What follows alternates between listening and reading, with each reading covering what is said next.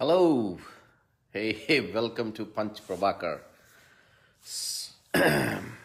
So, what's going on?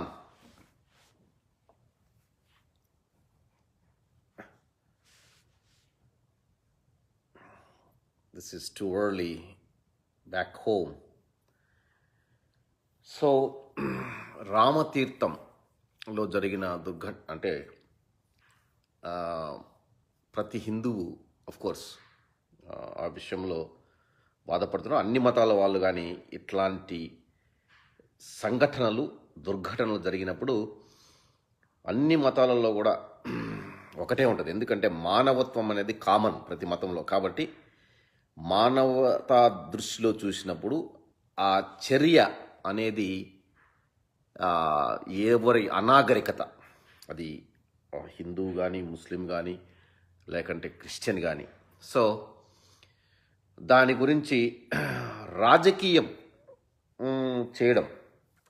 So ఈ రాజకీయం చేయడం, దీని వెనకాల మనం బాగా ఆలోచిస్తే, స్కీమాటిక్గా చూస్తే ఆల్మోస్ట్ ఇది 1.5 year నుంచి వేసుకున్న ప్లాను.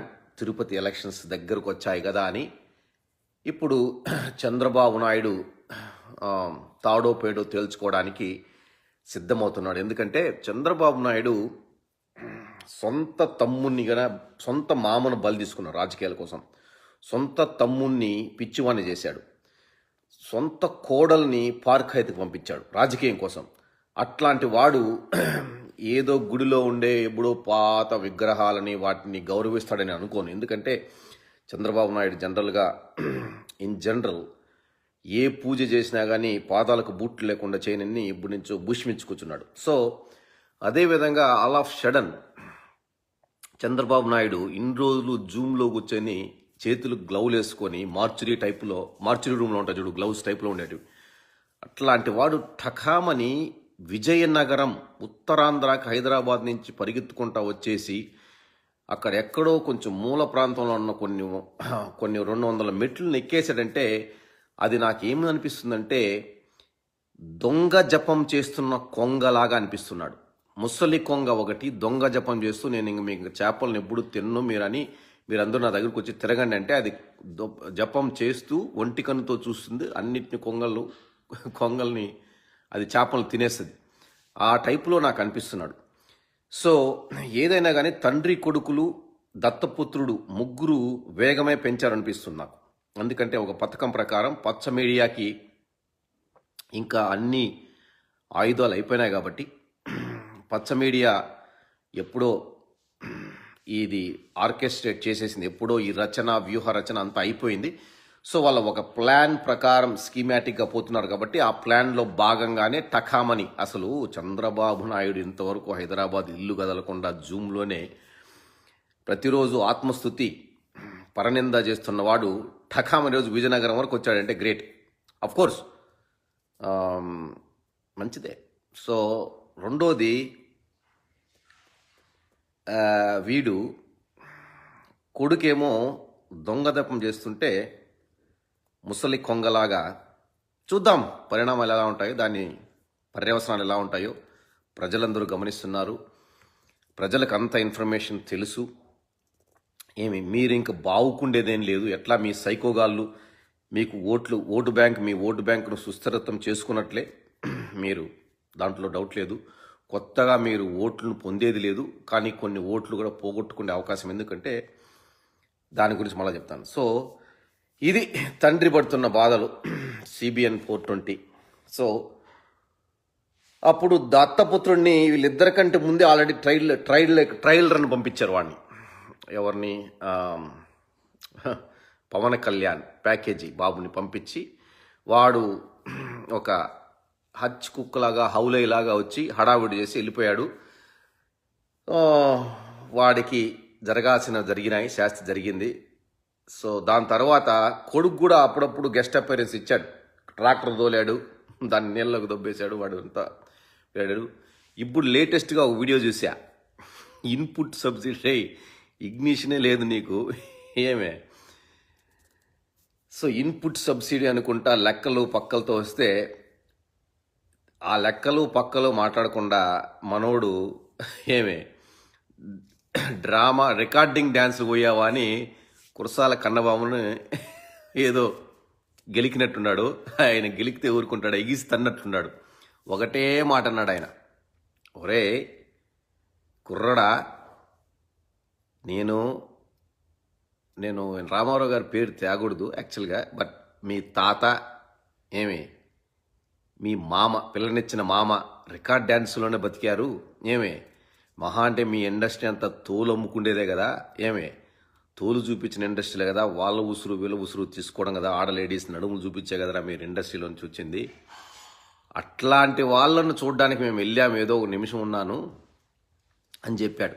సో ఏదేమైనా కానీ అదే గెలికి తన్నించుకోవడం అంటే అదే. నేను అది అన్న మర్చిపోయినట్టున్నాడు. సొంత రాజకీయం కోసం ఎంత చేస్తారో చూడండి. అభం శుభం తెలియని బ్రాహ్మణి బిడ్డని రేంజ్ రోవర్లో లూయి విటాన్ బ్యాగ్ ఇచ్చి, ఏమే ప్రపంచంలోనే క్యాసనోవా అని పేరు పొందిన వాడి పేరు ఏదో ఉంది, వాడు రాహుల్ గాంధీ విరించి దగ్గరికి 4 అమ్మాయిల్ని పార్క్ హైతులోకి పంపించారంటే మీ కుసంస్కారము మీ రాజకీయము ఏముంది లేరా చెప్పుకోవడానికి అని అనాల్సింది ఆయన. కానీ అనలేడు, ఎందుకంటే కురసాల కన్నబాబు గారు చాలా మంచివారు, సహృదయుడు కాబట్టి ఆ మాట అనలే. ఆ మాట అనింటే వీడు తలకాయ ఆడబెట్టుకుంటాడో నాకు తెలియలే. సరే ఏదేమైనా కానీ మొత్తానికి కథన రంగం స్టార్ట్ అయింది. ఒకటి చెప్తున్నా, అబ్బా కొడుకులకి వాడికి దత్తపుత్రుడికి షకీల్ షాబ్ ఓకే, వాడు ఇంకా పెట్టలే అంటే వాడికి వెనకాల ఏదో స్ట్రాటజీ జరుగుతూ ఉంది. వాడు రంగంలోకి వస్తాడు రాకుండా పోడు. కలుగులో దాక్కున్న ఎలుకలన్నీ వస్తూ ఉంటాయి, ఇంకా మాట్లాడుతూ ఉంటారు, వస్తాయి అన్నీ వస్తాయి. ఏరా అందుకే కొడకల్లారా కృష్ణ వడ్డే రేయ్ లంచా కొడక. అందుకనే నాకు నా పర్సనల్ మ్యాటర్లోకి వస్తే రేయ్ ముళ్ళు ఆకు మీద బన్య ఎట్లా ఉంటుందో చూపించా. డైలాగ్ ఎలా ఉంది? కరసాల కన్నబాబు కొట్టడు, నాకు అంత దయా దాక్షిణ్యము ఏమి ఉండవు.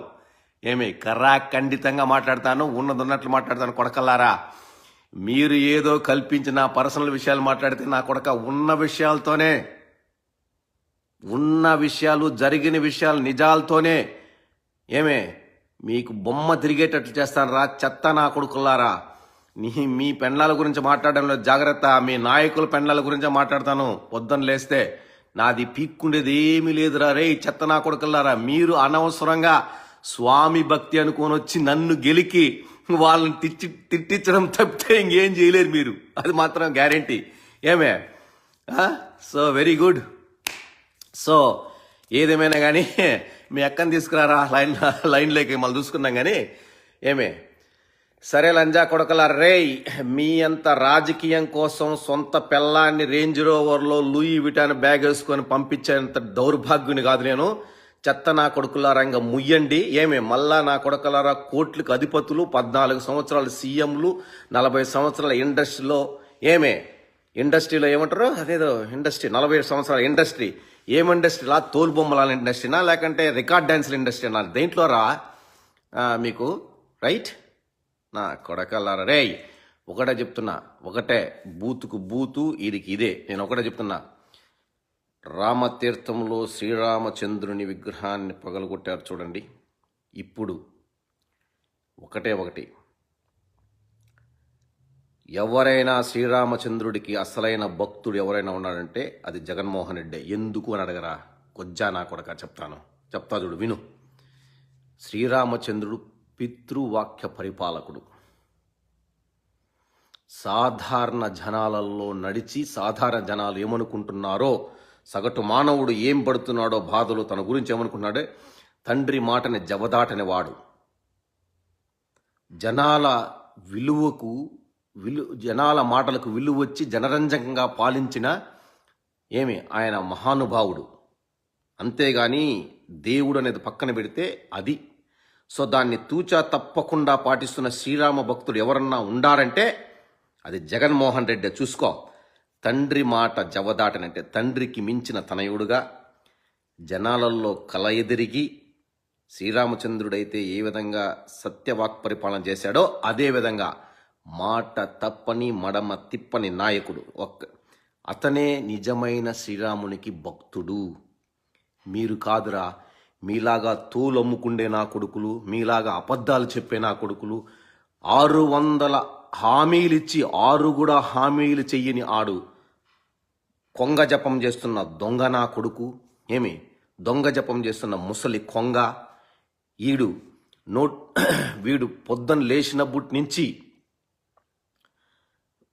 ఒళ్ళు బలిసిన మాటలు మాట్లాడుతూ ఒళ్ళు బలిసి తిరుగుతున్న లోకేష్ గాడు.